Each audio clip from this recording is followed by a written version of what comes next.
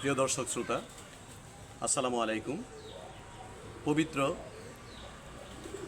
ঈদ উল ফিতর উপলক্ষে আপনাদের প্রীতি, শুভেচ্ছা ও ঈদ মোবারক জানাচ্ছি। সারা পৃথিবীতে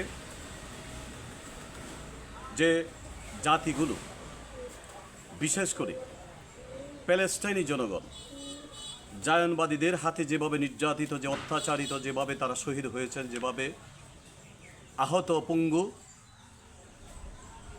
সেই গাজাবাসী যারা নিজেদের স্বাধীনতার জন্য, সার্বভৌমত্বের জন্য লড়াই করছে জায়নবাদী শক্তির বিরুদ্ধে, তাদের জন্য মহান রাব্বুল আলামিনের কাছে দোয়া করছি, আল্লাহ যেন ওনাদেরকে হেফাজত করেন।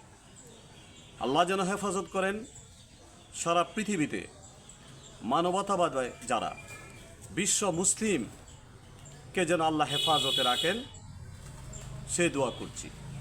এবং আমাদের জীবন যেন নদীর মতো ছন্দময় হয়ে ওঠে, আমাদের চোখ ভরা স্বপ্ন যেন সফল হয়, পৃথিবী যেন সুন্দরময় হয়ে ওঠে, আমার এই বাংলাদেশ যেন সুন্দর থেকে সুন্দরতম হয়ে ওঠে, একটা শৃঙ্খল জাতিতে পরিণত হয় এবং পরাজিত শক্তির গুঙ্গানি যেন থেমে যায়।